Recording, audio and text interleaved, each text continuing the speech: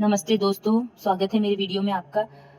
जो भी मेरे चैनल पे नए हैं प्लीज़ सब्सक्राइब कीजिए और बेल आइकन दबाना मत भूलिएगा, क्योंकि उससे आपको नए अपडेट मिलते रहेंगे। और प्लीज़ जो मेरे चैनल को ऑलरेडी सब्सक्राइब कर चुके हैं उन्हें थैंक यू। और प्लीज़ प्लीज़ कमेंट्स कीजिए और लाइक करिए, ताकि मैं मोटिवेट होती रहूं और स्टोरी को और अच्छे से आगे बढ़ा सकूं। तो हम आगे बढ़ते हैं स्टोरी में। मानसी उसे जोर से चिल्लाते हुए बोली, सौम्या जल्दी आ जाओ, ट्रेन चली जाएगी। पर सौम्या ने नाम ही सर हिला दिया। मानसी परेशान होकर जल्दी से किसी को फोन करने लगी। किसी ने फोन पिक नहीं किया। मानसी फिर से एक बार ट्राई करने लगी और मन में सोचते हुए बोली, मैं क्या जवाब दूंगी सर को कि मैं उसे फिर से खो दी। इतना कहकर सौम्या परेशान होकर कंपार्टमेंट के सीट पर बैठ गई। अवनी फर्श से उठी और दौड़ते हुए सम्राट के सामने आ गई और उसके सामने हाथ जोड़कर बोली, देखिए आप चाहते हैं ना मुझे इसका पनिशमेंट मिले। और अवनी ने जल्दी से सम्राट का हाथ पकड़ लिया। सम्राट उसे हैरानी भरी नजरों से देखने लगा और अपने गालों पर मारते हुए कहा, आप मुझे मार लीजिए, जो करना है कर लीजिए, प्लीज बस मुझसे शादी मत कीजिए, प्लीज प्लीज मैं आपसे रिक्वेस्ट करती हूँ। सम्राट ने एक शातिर स्माइल की और अवनी को देखते हुए बोला, शादी तो मैं तुम्ही से करूंगा मेरी जान। इतना बोलकर जैसे ही सम्राट आगे जाने लगा, अवनी फिर गिड़गिड़ाते हुए सम्राट से बोली, देखो मैंने जो तुम्हारे साथ किया सब गलत किया, उसके लिए मुझे माफ कर दो, लेकिन प्लीज मुझसे शादी मत करो। मेरी फ्रेंड्स को छोड़ दो और मुझे भी जाने दो, मैं नहीं रह पाऊंगी यहाँ पर। सम्राट ने मुस्कुराते हुए कहा, यह सब तो थप्पड़ मारने के पहले सोचना चाहिए था कि तुम मेरे साथ यहाँ रह पाओगी या नहीं। इतना कहकर सम्राट जैसे ही जाने लगा, अवनी ने गुस्से में फिर चिल्लाते हुए कहा, बहुत पछताओगी तुम मुझसे शादी करके। तुम्हें पता नहीं अवनी आग है आग, और ये आग तुम्हें जलाकर राख कर देगी, बर्बाद कर देगी तुम्हें। सम्राट मुस्कुराते हुए अवनी को फिर एक बार देखा और बोला, सम्राट प्रताप सिंह को आग से खेलने की आदत है। उसके बाद सम्राट ने अपने बॉडीगार्ड की तरफ इशारा किया और अपने सख्त और डेंजरस आवाज में कहा, अगले 10 मिनट में यह रेडी होकर नीचे आनी चाहिए। इसके सभी दोस्तों को गोली मार देना अगर ये 10 मिनट में रेडी होकर नीचे नहीं आई तो। सारे बॉडीगार्ड्स ने हाँ में सर हिलाया और सम्राट इतना कहकर उस कमरे से बाहर चला गया और अवनी वहीं फर्श पर बैठे रोते हुए बस उसे देखती रह गई। मनोहर और उनकी पूरी फैमिली और सम्राट की फैमिली वहीं थी। उन लोगों को अवनी के लिए बहुत बुरा लग रहा था, पर वह कर भी क्या सकते थे, क्योंकि सम्राट कितना जिद्दी था यह बात सभी जानते थे और वह जो चाहता था वह करके ही रहता था। वह किसी की नहीं सुनता था, चाहे वह फिर उसके फैमिली का कोई मेंबर ही क्यों न हो, सिवाय रुद्र प्रताप की। अवनी दौड़ते हुए मनोहर जी के पास आई और रोते हुए बोली, प्लीज अंकल प्लीज मुझे बचा लीजिए, मुझे इनसे शादी नहीं करनी। अंकल मैं सिर्फ 19 ईयर्स की हूँ, अंकल प्लीज मुझे बचा लीजिए। मनोहर जी लाचारी से अवनी को देखने लगे। उनकी आंखें नम थी, वह कुछ नहीं कर सकते थे, क्योंकि वह जानते थे इसमें कहीं न कहीं गलती उनकी ही फैमिली की है। इसलिए उन्होंने अपना हाथ छुड़ा लिया। तो अवनी खाली नजरों से मनोहर जी को देखने लगी। उसके मुंह से सिर्फ यही शब्द निकला, अंकल प्लीज। वह बेतहाशा रोए जा रही थी। तभी एक बॉडीगार्ड ने अवनी को देखते हुए कहा, सिर्फ 7 मिनट बाकी है। अवनी बॉडीगार्ड की तरफ देखने लगी। पायल ने हाथ जोड़ते हुए कहा, प्लीज अवनी यह शादी कर लो, मैं तुम्हारे सामने हाथ जोड़ती हूँ, वरना हम सब मारे जाएंगे। अवनी ने पायल से कहा, तू पागल हो गई है, तू कॉल कर पुलिस को। पायल ने अवनी को देखते हुए कहा, तू सम्राट को नहीं जानती, उसकी पहुंच बहुत ऊपर तक है। अगर वह चाहे तो तुझे इस वाराणसी या यूपी से ही क्या इस पूरी इंडिया से भी बाहर न जाने दे। और तुझे पता है पार्टी में पुलिस कमिश्नर, प्रधानमंत्री, चीफ मिनिस्टर और बहुत सारे नेता आए हुए हैं, कोई फायदा नहीं है। यह सुनते ही अवनी हताश होकर वहीं फर्श पर बैठकर जोर जोर से रोने लगी। तभी एक बॉडीगार्ड ने हवा में गोली चला दी, जिसे देखते ही अवनी घबरा गई और बोली, नहीं नहीं रुको, मैं जा रही हूँ, मैं तैयार होने जा रही हूँ। बॉडीगार्ड ने हाँ कहा और उस रूम से सभी लोग बाहर निकल गए। बस पायल ही उस कमरे में रुकी थी, क्योंकि सारी फ्रेंड्स के माथे पर तो गन पॉइंट किया हुआ था। और पायल अवनी को अंदर वाले कमरे में ले जाकर रेडी करने लगी। लगभग 10 मिनट के बाद अवनी रेडी हो गई। इस वक्त अवनी किसी आसमान से उतरी हुई अप्सरा लग रही थी। उसने रेड कलर का ब्राइडल लहंगा पहना हुआ था, जो छवि ने अपने लिए लाया था। लहंगे में अवनी इतनी ज्यादा खूबसूरत लग रही थी कि वहां खड़े सभी लोगों की नजर बस अवनी पर ही थी।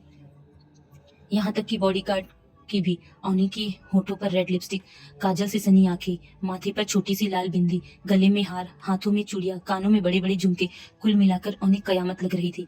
इतनी प्यारी और क्यूट लग रही थी, देखने वाला उसमें ही कहीं खो जाए। तभी अचानक एक बॉडीगार्ड का फोन बजा। बॉडीगार्ड ने फोन उठाया तो सामने सम्राट था। सम्राट ने कुछ कहा और फोन कट कर दिया। पायल ने अवनी का घूंघट उसके चेहरे पर डाला तो बॉडीगार्ड ने उसे रोका और कहा, नहीं घूंघट नहीं डालना है, ऐसे ही चलना है। अवनी गुस्से भरी नजरों से बॉडीगार्ड को देखने लगी। बॉडीगार्ड ने अवनी की गुस्से भरी नजरों को समझते हुए कहा, नेताजी ने कहा है कि बिना घूंघट के आना है। अवनी गुस्से में बॉडीगार्ड को घूरने लगी। ट्रेन में मानसी जो ट्रेन में बैठी हुई थी, उसे समझ नहीं आ रहा था वह क्या करे। इतने दिन के बाद सौम्या उसके हाथ लगी थी। स्टार्ट में तो वो सौम्या को पहचान ही नहीं पाई, लेकिन जब उसने उस लड़के का मैसेज देखा तो उसे समझ में आया, और फोटो क्लिक करके जब उसे भेजी तब वो जान पाई कि ये सौम्या है। तो वह लड़का सौम्या को पहचान गया। इसलिए मानसी को पता चल गया कि सर जिसकी तलाश इतने सालों से कर रहे हैं वह कोई और नहीं, सौम्या है जो उसके सामने बैठी हुई थी। मानसी अभी अपनी सोच में गुम थी कि उसे सामने से कॉल आने लगा। मानसी ने जल्दी से फोन उठाया तो सामने वाला लड़का बोला, मानसी ऐसा करो तुम उसे दादर स्टेशन लेकर उतर जाओ, मैं वहीं आता हूँ। मानसी रुंधे गले से बोली, आई एम सो सॉरी सर। वह दादर स्टेशन पर उतर गई और मैं तभी आपसे बात कर रही थी, और जब मैं वापस आई तो वह नहीं थी। यह बात सुनते ही वह लड़का परेशान होते हुए बोला, क्या कह रही हो तुम? एक लड़की को संभाल नहीं पाई? सर उस लड़की की दिमागी हालत ठीक नहीं थी। यह सुनते ही वह लड़का परेशान हो गया। उसने बोला, ठीक है मैं वहीं आता हूँ, तुम घर जाकर आराम करो।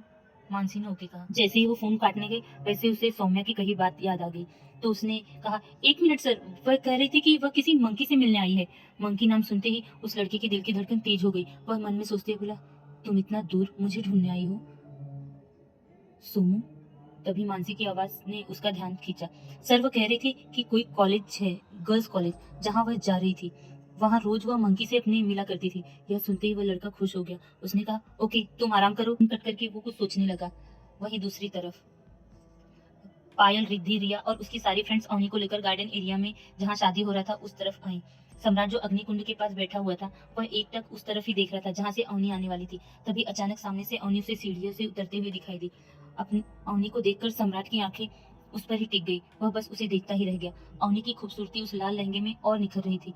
वह इतनी खूबसूरत लग रही थी कि बस सम्राट मुंह खोले उसे ही देखे जा रहा था। अवनी परफेक्ट ब्राइड लग रही थी। लेकिन प्रॉब्लम ये थी कि इस दुल्हन के चेहरे पर खुशी नहीं, उदासी थी, जो सम्राट भी समझ रहा था। लेकिन सम्राट ने जो प्लान किया था वह सक्सेसफुल होता दिखाई दे रहा था। फ्लैशबैक, अवनी की किडनैपिंग के दिन। सम्राट पागलों की तरह अवनी को ढूंढ रहा था। उसे कुछ समझ नहीं आ रहा था कि वह क्या करे। तभी उसने विजय को कॉल करके अवनी के बारे में इंफॉर्मेशन इकट्ठा करने के लिए कहा, क्योंकि वह जानता था कि अवनी का कौन कौन दुश्मन है और उसे कौन किडनैप कर सकता है। विजय ने हाँ कहा और अपनी सीक्रेट खबरी को इस काम पर लगा दिया। करीब आधे घंटे बाद ही अवनी की पूरी डिटेल सम्राट के सामने थी। सम्राट जैसे जैसे अवनी के बारे में पढ़ रहा था उसकी आंखें गुस्से में लाल होती जा रही थी। वह अवनी से प्यार करने लगा था। लेकिन जैसे ही सम्राट को पता चला कि अवनी किसकी बहन है और किसकी बेटी है, यह जानकर सम्राट की आंखें गुस्से में लाल हो गई और उसने अपनी फीलिंग खत्म करने का फैसला किया। और अब तो वह अवनी से बदला लेना चाहता था। सम्राट ने फाइल विजय की तरफ फेंकते हुए कहा, तुम बोलो जो भी इसके बारे में तुम्हें पता है।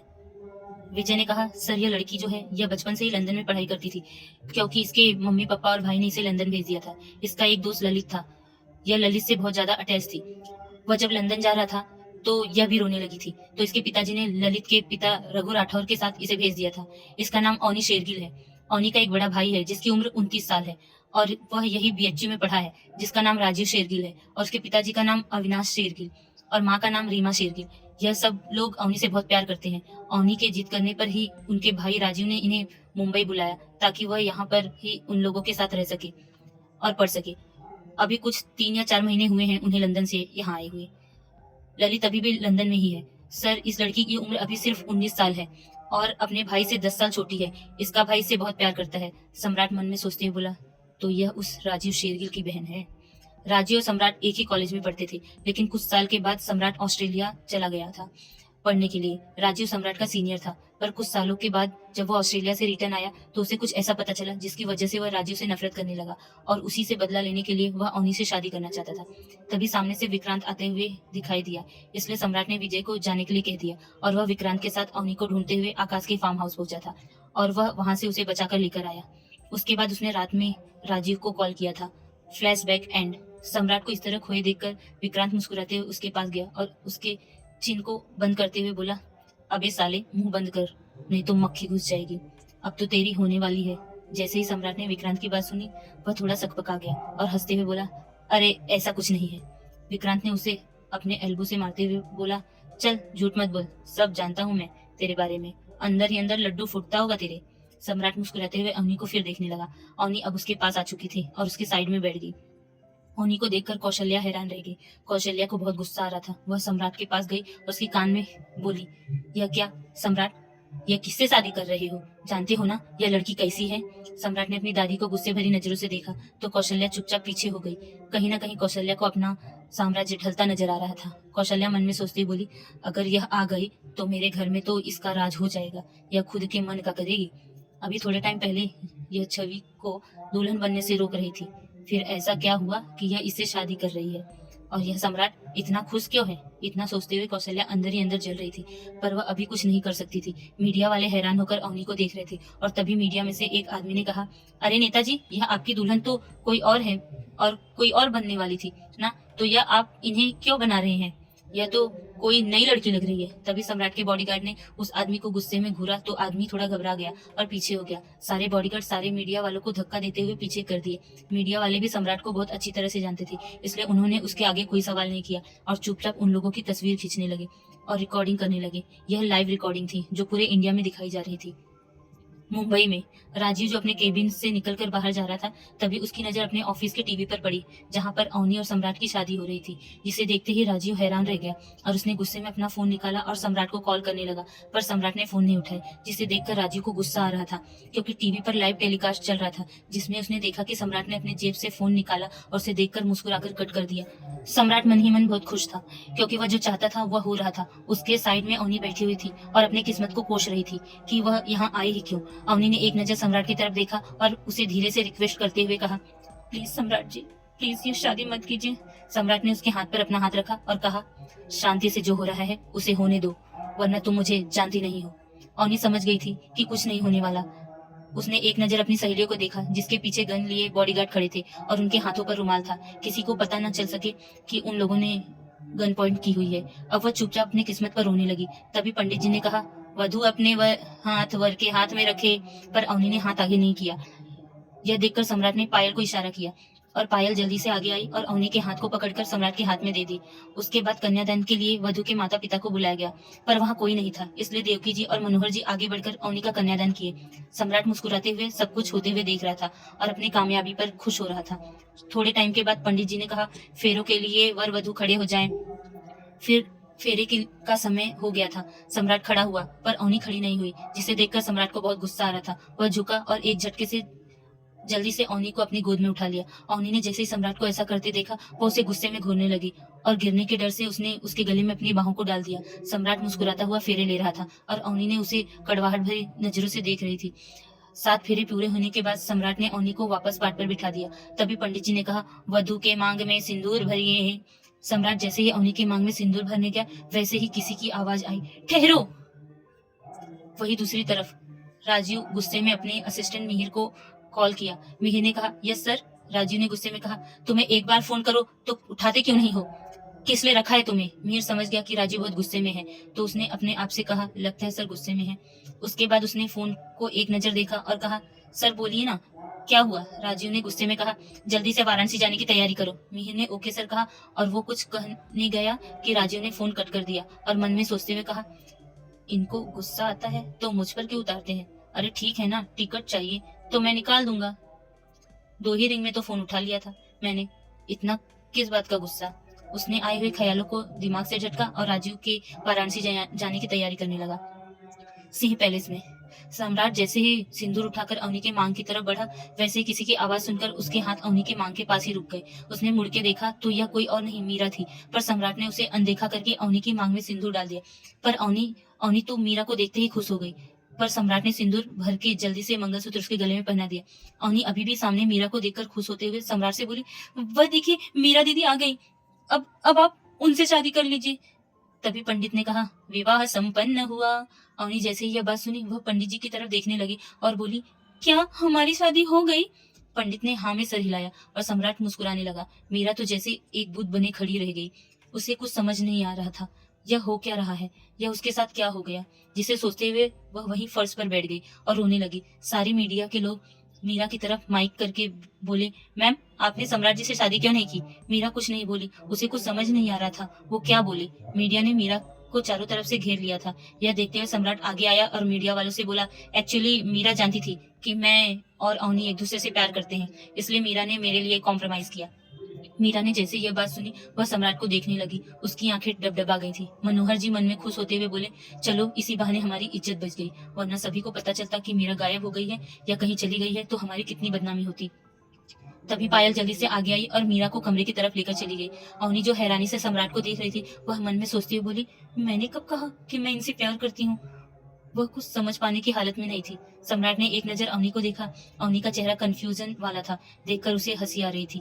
वह अवनी के पास आया तो पंडित जी ने कहा, जाकर बड़ों का आशीर्वाद ले लीजिए।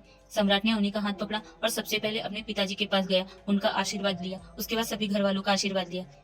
शादी में पूरी रात बीत चुकी थी। सुबह हो चुका था। अब कुछ रस्में थी जो पूरी करनी थी। सम्राट और अवनी को मिलकर जैसे ही बॉडीगार्ड ने रिद्धि और उसके सारे दोस्तों को छोड़ा, सभी जल्दी से जाकर अवनी के गले लग गए और रोते हुए बोले, I am so sorry Avani, हमारी वजह से तुम्हें यह शादी करनी पड़ी। कोई बात नहीं, मुझे क्या पता था यहाँ आने के बाद मेरे साथ यह सब हो जाएगा। मैंने भी इसकी जिंदगी को हेल न बना दिया तो मेरा नाम भी अवनी शेरगिल नहीं। इतना कहकर अवनी अपने घुटनों के बल बैठकर रोने लगी। रिद्धि उसे चुप कराते हुए बोली, शांत हो जाओ अवनी, हम लोग कुछ करते हैं यहाँ से निकलने के लिए। अवनी यह बात सुनते ही रिद्धि को देखने लगी और जल्दी से खड़े होकर अपने आंसू पोंछते हुए बोली, यह बातें हम बाद में करेंगे, अभी यहाँ सब आसपास हैं, कहीं उस राक्षस ने सुन लिया तो हमारा यहाँ से निकलना मुश्किल हो जाएगा। रिद्धि ने हाँ में सर हिलाया और वह लोग थोड़ा थोड़ा दूर हो गए। सम्राट बराबर अवनी पर नजर रखे हुए था। वह अवनी की सारी हरकतें नोटिस कर रहा था। वह अवनी को देखते हुए एक शातिर स्माइल किया और मन में बोला, मिस लंदन, अगर तुम्हारे दिमाग में कोई प्लानिंग चल रही होगी तो उसे कैंसिल कर देना, क्योंकि वह सक्सेसफुल नहीं होने वाला है। और उसने एक नजर अवनी को देखा। उसके बाद अपने पार्टी के कुछ नेताओं से बात करने लगा। वंदना जो किचन की तरफ ही जा रही थी पानी लेने के लिए कि किसी ने उसे जोर से एक कमरे के अंदर खींचा जहाँ पर बहुत अंधेरा था। वंदना डर के मारे यहाँ देखने लगी। तभी उसकी नजर शैलेश पर पड़ी। शैलेश उसे देखते हुए मुस्कुरा रहा था। वंदना उसे देखते ही जल्दी से उसके गले लग गई और बोली, अरे आपको कोई देख लेता यहाँ तो। शैलेश मुस्कुराते हुए बोला, कौन देखता मेरी जान, और उसे अपनी बाहों में भर लिया और उसे देखते हुए बोला, तो तुम मेरा इंतजार कर रही थी या नहीं। वंदना ने थोड़ा नखरा करते हुए कहा, नहीं, आप गलत सोच रहे हो, मैं आपका इंतजार क्यों करूंगी। शैलेश उसे ऐसा करता देखकर हल्का मुस्कुराया और उसकी होठों की तरफ बढ़ने लगा। वंदना ने उसके होठों पर अपना हाथ रखते हुए कहा, नहीं अभी नहीं, मुझे जाने दो। शैलेश ने बोला, इतने दिन के बाद तुम मुझे मिली हो तो क्या तुम मुझे एक किस भी नहीं दे सकती। अच्छा ठीक है, कोई बात नहीं, तुम ही कर दो। वंदना शर्माती हुई बोली, नहीं, आप यह सब नहीं कर सकती। यह सब शादी के बाद। वंदना को देखकर सम्राट ने कहा, सिर्फ एक किस ही तो मांग रहा हूँ, तो पूरा दिन इस किस को याद करके निकाल लूंगा, तुम अगर दे दे तो। वंदना ने अपनी एड़ियों को थोड़ा सा उचकाया और उसके गाल पर हल्का किस करने लगी तो शैलेश ने उसे खींचकर अपनी बाहों में भर लिया और अगले ही पल उसके होठों पर अपने होठ रख के पैशनेटली किस करने लगा। सौम्या दादर स्टेशन के बाहर आई और एक टैक्सी वाले से बोली, SNDT college Juhu. Saumya normal दिख रही थी, इसलिए टैक्सी वाले ने उसे बिठा लिया और कॉलेज के बाहर ले जाकर छोड़ दिया। जब वह कॉलेज के बाहर पहुंची तो टैक्सी वाले ने उससे पैसा मांगा। सौम्या ने टैक्सी वाले से कहा, वह मेरा पर्स चोरी हो गया, इसलिए मेरे पास पैसे नहीं है। टैक्सी वाला गुस्से में उसे घूरते हुए बोला, जब पैसे नहीं थे तो बैठी क्यों, और उसे गुस्से में जोर से चिल्लाने लगा। तभी कॉलेज की प्रिंसिपल जो सौम्या को पहचानती थी, उनकी कार कॉलेज से बाहर निकली तो उनकी नजर सौम्या पे पड़ी। सौम्या को देखते ही प्रिंसिपल रेवती शॉक्ड रह गई, क्योंकि उन्हें पता था कि वह बहुत सालों से मेंटल हॉस्पिटल में एडमिट है किसी ट्रोमा की वजह से। वह जल्दी से उस कार को रोकने के लिए बोली और सौम्या के पास आई। सौम्या को देखते हुए बोली, सौम्या तुम यहाँ क्या कर रही हो। सौम्या अपनी प्रिंसिपल को देखकर उसे पहचान नहीं रही थी, इसलिए सौम्या ने कहा, आप कौन हो आंटी, मैं आपको नहीं जानती। प्रिंसिपल हैरानी भरी नजर से देखने लगी। प्रिंसिपल समझ गई कि सौम्या को अभी भी प्रॉब्लम है, इसलिए उन्होंने उसे समझाते हुए कहा, अरे तुम मुझे नहीं पहचानती, मैं तुम्हारी आंटी हूँ, कुछ साल पहले तुम मेरे साथ ही रहती थी। सौम्या सोचने लगी, उसे तो कुछ समझ नहीं आ रहा था। तभी उसका ध्यान उस टैक्सी ड्राइवर ने खींचा। टैक्सी ड्राइवर सौम्या को बोला, ओ मैडम पैसे दो मेरे। सौम्या ने प्रिंसिपल को देखते हुए कहा, आंटी मेरा पर्स चोरी हो गया है और यह अंकल पैसे मांग रहा है। प्रिंसिपल रेवती ने सौम्या से कहा, ठीक है पैसे मैं दे देती हूँ, और उन्होंने अपने पर्स से पैसे निकालकर टैक्सी वाले को पैसे दे दिए। सौम्या खुश हो गई, उनके गले लगते हुए बोली, थैंक यू आंटी, अब मैं चलती हूँ। इतना कहकर वो जाने लगी तो रेवती ने उसे रोकते हुए कहा, अरे बेटा कहाँ जा रही हो, चलो घर चलते हैं। सौम्या ने कहा, नहीं मैं अपनी मंकी से मिलने आई हूँ। मंकी का नाम सुनते ही प्रिंसिपल सौम्या को देखने लगी और बोली, यह मंकी कौन है। अरे वही मेरा बॉयफ्रेंड। रेवती समझ नहीं पा रही थी तो उन्होंने कहा, हाँ ठीक है, और उन्होंने मुझे कॉल किया था, उन्होंने कहा वह कल आएंगे। सौम्या ने रेवती को देखते हुए बोली, आप सच कह रही हैं। हाँ भाई मैं सच कह रही हूँ, चलो मेरे साथ। सौम्या खुशी खुशी उनके साथ चली गई। रेवती अपने मन में सोचते हुए बोली, मुझे इसके बारे में उन्हें इन्फॉर्म करना पड़ेगा कि सौम्या मेरे साथ है, नहीं तो वो लोग उसे ढूंढते होंगे। इतना सोचते हुए वह अपनी कार में सौम्या को लेकर बैठ गई और अपने घर की तरफ चली गई। सम्राट का पैलेस। सम्राट अभी बात ही कर रहा था कि उसे किसी का कॉल आई। उसने जैसे ही अपने मोबाइल पे फ्लैश हो रहे नाम को चेक किया तो उसकी आईब्रो एक दूसरे में सट गई। उसने फोन उठाया और बात करना शुरू किया। जैसे जैसे वह सुन रहा था उसकी आंखें हैरानी से चौड़ी होती जा रही थी। उसने कहा, आप उसे अपने साथ ही रखें, मैं कल फ्लाइट से आता हूँ। सामने वाले ने हाँ कहा और फोन कट कर दिया। सम्राट परेशान होते हुए जल्दी से कहीं फोन लगाया और जैसे ही फोन लगाकर वह बात करना स्टार्ट किया तो उसे पता चला सौम्या मेंटल हॉस्पिटल से कहीं चली गई है। पर यह सच नहीं था, सच कुछ और था। लेकिन वह लोग अपनी सच्चाई छुपाने के लिए सम्राट से झूठ बोल रहे थे। सम्राट ने गुस्से में कहा, अगर मेरी बहन को कुछ हुआ तो मैं तुम लोगों को जिंदा नहीं छोड़ूंगा। इतना कहकर उसने गुस्से में फोन कट कर दिया। इस वक्त सम्राट बहुत गुस्से में था। वह अपनी बहन से बहुत प्यार करता था। सौम्या सम्राट से 2 साल छोटी थी। सौम्या की उम्र 24 साल थी। धीरे धीरे सारे मेहमान जा चुके थे और कुछ रस्में जो सम्राट और अवनी को मिलकर पूरा करना था, थोड़े टाइम के बाद वह रस्में भी पूरी हो गई। अब तक रात के 8 बज चुके थे। वंदना, नियति, शालिनी, पायल, अवनी की सभी दोस्त उसे लेकर गेस्ट रूम में गए। अवनी को कुछ समझ नहीं आ रहा था वह कैसे यहाँ से निकले। उसके दिमाग में बहुत सारी प्लानिंग चल रही थी। तभी राधा जी कमरे में आई और अवनी को मुस्कुराते हुए देखी और उसके सर पर हाथ फेरते हुए बोली, बेटा, सम्राट थोड़ा गुस्से वाला है लेकिन दिल का बहुत अच्छा है। वह तुम्हें कभी कोई तकलीफ नहीं देगा। उसने तुम्हें खुद चुना है। अवनी ने मुस्कुराकर हाँ में सर हिला दिया। राधा ने अवनी को खाना दिया। अवनी थोड़े टाइम में ही खाना खत्म कर दी। सभी लड़कियां भी अपना खाना खा ली। अब रात के 10 बज चुके थे। तभी राधा ने वंदना और नियति को देखते हुए कहा, तुम लोग क्या कर रहे हो? सम्राट का कमरा सजा दिया? वंदना और नियति ने हाँ में सर हिलाया। राधा जी ने बड़े प्यार से अवनी के सर को सहलाते हुए वंदना और नियति से कहा, हाँ तो भाभी को लेकर सम्राट के कमरे में जाओ। सुनते ही अवनी की आंखें हैरानी से चौड़ी हो गई। वह राधा को हैरानी भरी निगाहों से देखने लगी। उसके बाद वह अपनी सहेलियों को देख रही थी। अब उसके माथे पर चिंता की लकीरें खिंच गई। वह घबराते हुए राधा जी को बोली, आंटी, कमरे में क्यों जाना है सम्राट जी के? राधा जी मुस्कुराते हुए बोली, बेटा, आज तुम्हारी सुहाग रात है ना? यह सुनते ही अवनी के पैरों तले जमीन खिसक गई और उसकी आंखें भर आई। सम्राट की सभी बहनें नियति, वंदना और शालिनी तीनों मिलकर अवनी को सम्राट के कमरे में लेकर गए। अवनी ने अपनी पलकें उठाकर सम्राट के कमरे को देखा, जो बहुत ज्यादा बड़ा था और उसे बहुत ही खूबसूरती से सजाया गया था। वह लोग अवनी को ले जाकर एक राउंड साइज बेड पर बिठा दिए और बोले, भाभी आप वेट कीजिए, भाई आते होंगे। अवनी ने कुछ नहीं कहा। उस बेचारी के दिल की धड़कन तेज हो गई थी। उसे वैसे भी डर लग रहा था। उसे सिर्फ रोना आ रहा था। इस वक्त उसकी उम्र इतनी कम थी, ऊपर से सम्राट के साथ उसकी शादी हो गई थी। उसके हाथ पैर कांप रहे थे और आंखों से लगातार आंसू बह रहे थे। वंदना, नियति और शालिनी अवनी को रूम में छोड़कर चले गए। इस वक्त अवनी सुहाग की सेज पर बैठी हुई थी और रो रही थी। चारों तरफ रूम बहुत खूबसूरती से सजाया हुआ था। चारों तरफ लाल गुलाब के फूल बिखरे हुए थे।